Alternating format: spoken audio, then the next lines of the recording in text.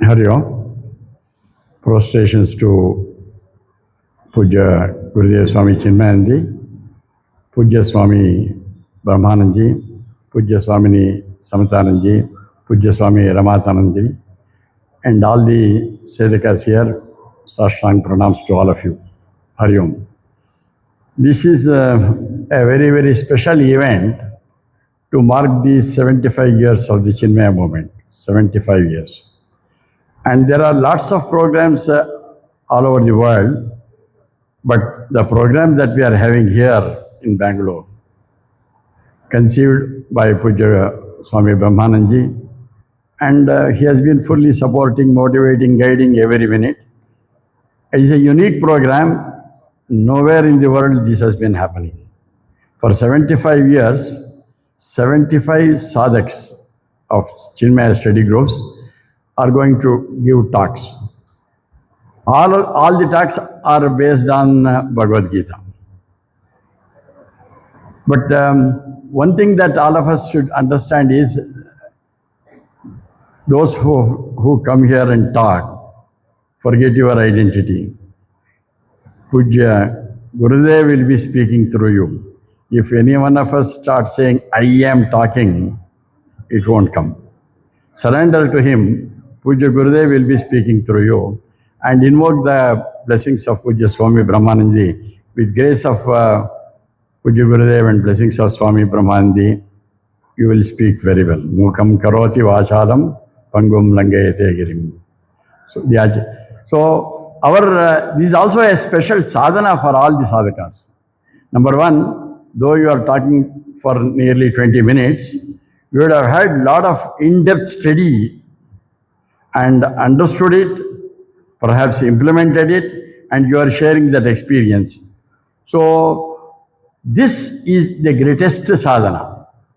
So we must take this, all these people. Now we are already had 7 talks in Raghuguda. We are going to have now talk number 8 to 30 here. Then next we will have in our DVD, and then we go to Bantsang, then Rajanagar, and finally we come back here for October. 75 talks. So number one, we must take it as an opportunity. Opportunity, what?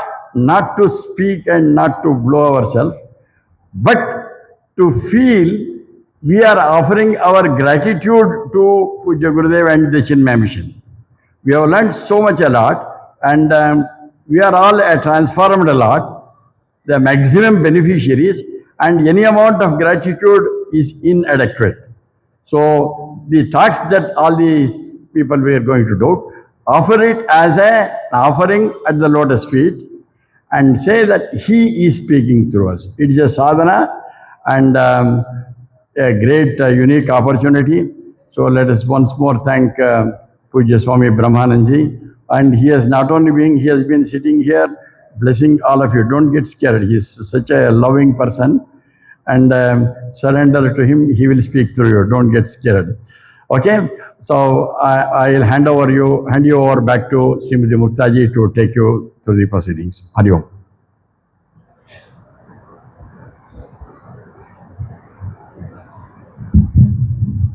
ಹರಿ ಓಂ. ಮೊದಲಿಗೆ ದಯವಿಟ್ಟು ಎಲ್ಲರೂ ತಮ್ಮ mobile phone check ಮಾಡ್ಕೊಳ್ಳಿ. ದಯವಿಟ್ಟು off ಮಾಡಿರಿ. Thank you.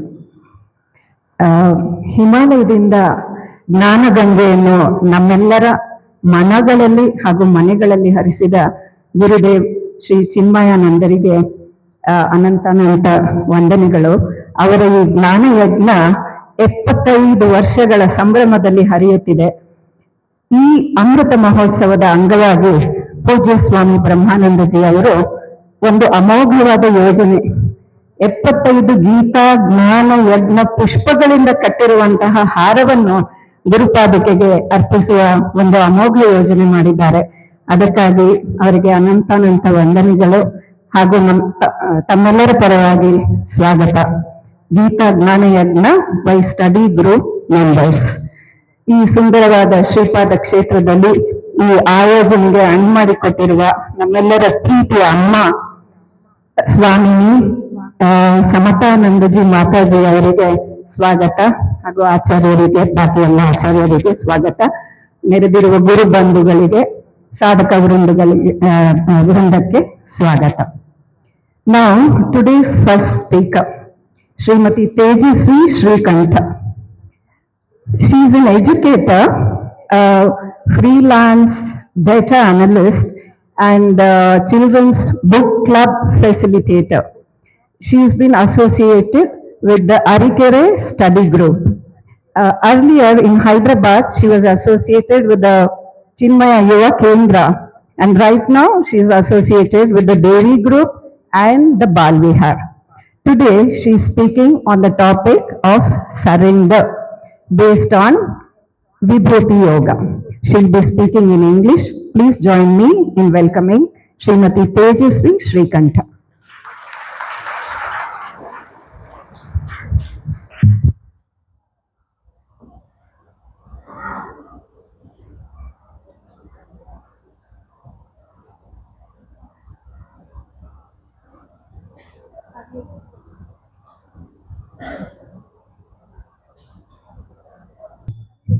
ज्ञानशक्ति समारूढः तत्त्वमाला विभूषितः भुक्तिमुक्तिप्रदाता च तस्मै श्रीगुरवे नमः।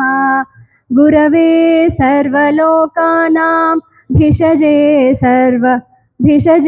भवरोगिणां निधये सर्वविद्यानां दक्षिणामूर्तये नमः। ॐ नमः प्रणवार्धाय शुद्धज्ञानैकमूर्तये निर्मलाय प्रशान्ताय दक्षिणामूर्तये नमः। My humble pranams to Swami Brahmananda ji for giving us the chance to share a few of our learnings from our Swadhyaya. Humble pranams to Swami Samatananda ji, who always gives a chance to do seva here in whichever possible form. Swami Tejamayanda ji, Swami Sarupananda ji, and humble pranams to all acharyas of Chinmaya Guru Parampara. I grabbed a slot in this series of talks as part of Amruta Mahotsava just to express my deep gratitude to Swami Brahmananda ji for his constant guidance to Balvihar Sevikas and his thoughtful teachings during Sadhana Day. Studying Vibhuti Yoga and Narada Bhakti Sutra has significantly enriched my spiritual knowledge and provided essential food for thought.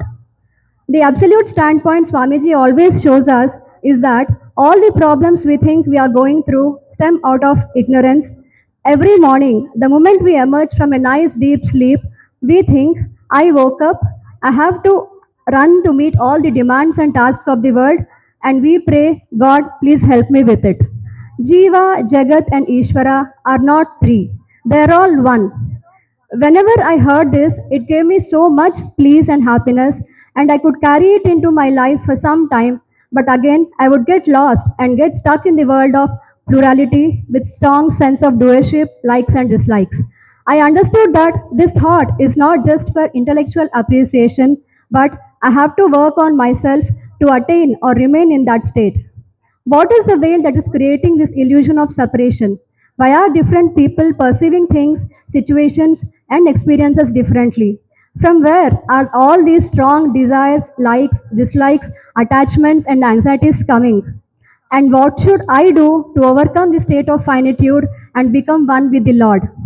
Attending study groups and reading Bhagavad Gita are helping a lot in this process. Remember once, chant Gita and chant Krishna was the tagline for Gita chanting competitions.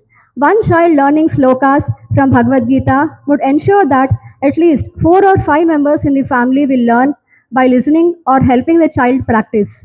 I am just elaborating.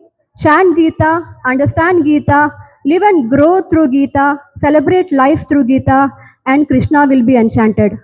When one person at home lives the Gita way of life, or when discussions happen on the Gita, it helps our homes to become the safest spaces for our children to be and prosper. It facilitates open communication and allows free expression from young growing minds. Today's topic is surrender, the way Krishna explains benefits and how to go about it.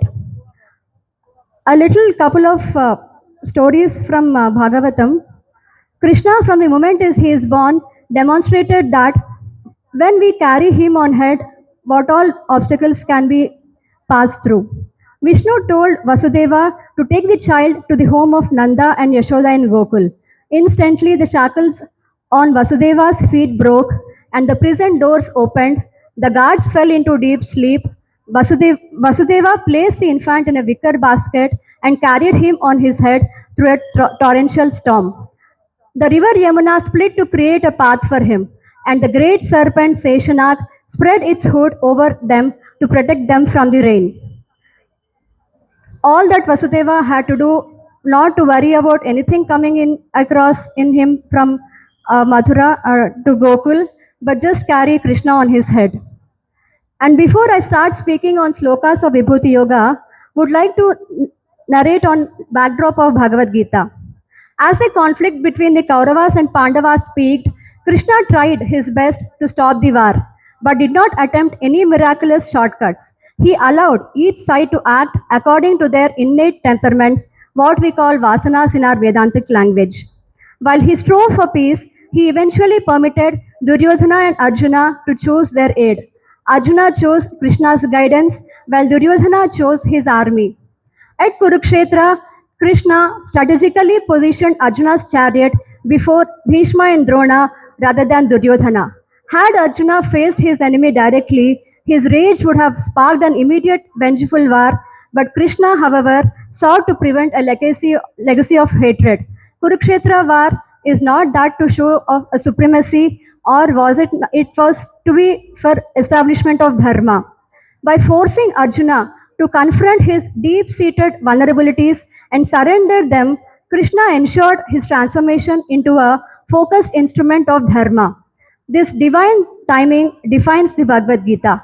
Krishna expertly sequenced the teachings on karma, bhakti, and jnana to systematically evolve Arjuna's personality when he was most receptive.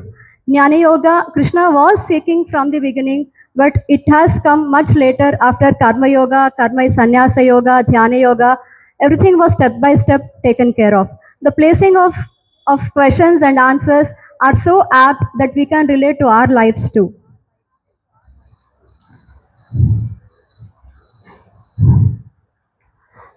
Ninth chapter of Bhagavad Gita, Krishna beautifully explains relationship between the finite and infinite, warned against certain temperaments which can block our path to meditation, such as deep binding attachments, striyaha, a commercial profit-driven mindset, vaishyas, or mental sluggishness, sudras, can hinder meditation.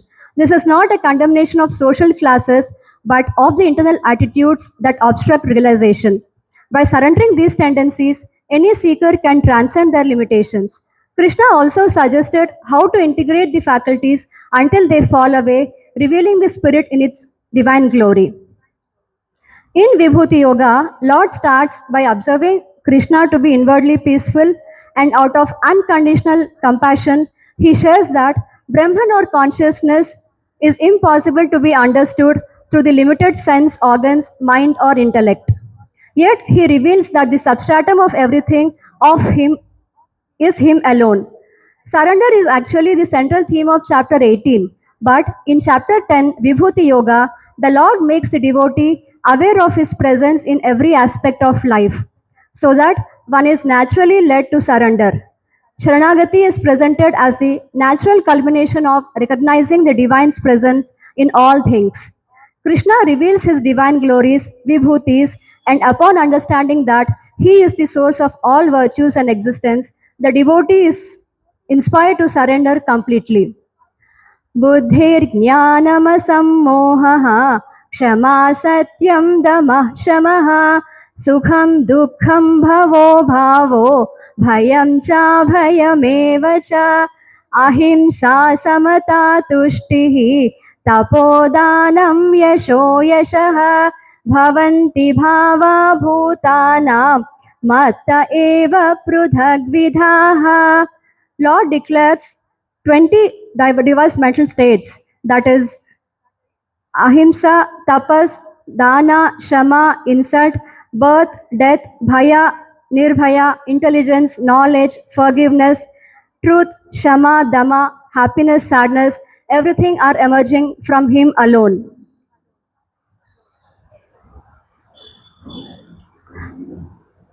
It interprets that this is not a mere list of attributes, but as a map of the divine manifesting through human experience. He explains that while these qualities may seem contradictory, their substratum is the singular divine power. Like the electricity in all kinds of equipment, be it fan, light, AC, or refrigerator, or a screen showcasing a movie. A screen playing a movie has happy scenes, tragedy scenes, comedy scenes, bloodshed, everything happens, but the screen remains the same. Similarly, the one pure consciousness fuels every thought, whether positive or negative. By internalizing the phrase Matta Eva from me alone, the seeker is liberated from the ego's trap of taking credit for virtues or feeling crushed by failures. Teaching that seeing the Lord as the source of all temperaments allows for total surrender. The shift from owning our personality to witnessing its divine origin brings absolute psychological rest. As per Vaishnava Sampradaya, surrender is having six limbs. That is, the mental attitude of the seeker when surrendering completely should be as follows. Anukulyasya sankalpaha, acceptance of the favorable. The firm resolve to accept and perform only those actions that are pleasing to God and helpful for devotional progress. Pratikulyasya varjanam, rejection of the unfavorable. The conscious decision to abandon habits, thoughts, and associations that are contrary to the divine will or harmful to one's spiritual growth. Rakshishyatiti Vishwaso. Having unwavering conviction that Lord will always protect and deliver the soul under all circumstances, just as he did for Draupadi or Gajendra. Gopritve Varanam. Accepting guardianship, mindfully choosing the divine as one's sole guardian, master, and maintainer rather than depending on mundane supports like wealth or family. Atma Nikshepa, full dedication, the complete offering of oneself to the Lord. Karpanya, humility, maintaining a sense of humility and surrender. It's not that we can select that I have two of them, I have four of them, I have five of them, all six together when we have, that's when we are said that we are really surrendered to Lord. While all six limbs are essential, different acharyas may emphasize different starting points. Coming to Vibhuti Yoga, it expands surrender from an internal realization to a universal vision. Once we recognize our thoughts as divine in origin, we begin to see Krishna's splendor, Vibhuti in the world's excellence, from the majesty of the Himalayas to the brilliance of the sun. This vision reveals that any greatness we encounter is merely a fragment of the divine. By acknowledging that the Lord is the beginning, middle, and end of all things, the ego's burden dissolves. We no longer act as isolated individuals, but as instruments of an infinite power, transforming our field of action into a fearless divine expression. Surrender is not a passive pursuit. In fact, surrender in the Gita is a spiritual realignment, shifting from ego driven agency to becoming a divine instrument. Rather than self extinction, it is a purification of our faculties. By allowing the Lord to function through us, the intellect is cleared of personal biases and anxieties, transforming labor into karma yoga. When we recognize that an infinite power is driving our actions, fear of obstacles gets dissolved and also lifts the burden of results. As Nochur Swamiji suggests, this state prevents energy leaks from worry or pride, enabling us to act with peak potential and total peace. Withdrawal of one's identification with the perceived world of objects, thoughts, and ideas can be successful only when one has discovered within oneself an all consuming higher ideal that serves as an effective substitute, providing lasting fulfillment and happiness. Bharatiya Itihasa has many karma yogis, bhaktas, and jnanis who showed that what life lived in total surrender looks like. Examples of karma yogis Shivaji Maharaj, Swami Chinmayanandaji, Mahatma Gandhi, Swami Vivekananda. They all served selflessly by devoting their lives to dharma and desha while constantly engaging in Bhagavad Smarana. Bhakti yogis Mirabai, Annamacharya, Alvars, Nayanars, Kabir Das, and many other saints have composed numerous songs, poems in praise of Bhagavan. One such bhakta was Bhadrachala Ramadasu. He dedicated his life to building a Rama temple in Bhadrachalam but was suspected of misusing state funds and was sent to prison. He suffered there for 12 long years, yet he never let go of the lotus feet of Rama. Bhagavan himself had to come down to free him by paying the king Tanasha with gold coins. Among Jnanis, we have Shankar Bhagavad Pada, Ramana Maharshi, and Ramakrishna Paramhamsa, who were all Jivan Muktas, who were all embodiments of the Shastras, and even till day we think and talk about them. Finally, I would like to emphasize in Bhagavad Gita sloka, Krishna says, Yajnanam Japa Yajñosmi. Among sacrifices, I am the sacrifice of Japa. Japa Yajna, the silent repetition of the Lord's name, is considered the highest sacrifice because it is the most accessible and powerful method for purifying the mind and attaining union with the divine. The self is of nature of absolute bliss, has enough a captivating charm to fully engage human attention. To the extent that an individual becomes attached to truth, to that extent they gain detachment from the painful embrace of the false. Along with study, japa is the one that really keeps us centered, shows us all our weaknesses, and unites our body, mind, intellect, and it helps to grow spiritually and to be really with Lord within ourselves. In his book Meditation and Life, Swami Chinmayananda mentions the attitude one should have during japa on Ishtadevata. May my intellect be steady without agitations. May it be clean without the dirt of passions. May the light of consciousness come to shine forth its radiance through my intellect. May my perception of the world be clear, my discrimination subtle, my judgments correct, quick, and my comprehension of situations precise and wise. Gurudev also explains why Japa Yoga is easy and important. He explains that it develops total mental focus and single pointedness, purifies the mind like a divine soap, and it does not require any materials and can be practiced anywhere. And it is effortless and accessible to all and becomes a continuous loving remembrance of the Lord. My again humble pranams to my mentors RP sir, Seshadri sir, Ravi uncle, and thank you all to my study group, Arikari study group members to keep me grounded in my Swadhyaya and Sadhana. Hari Om.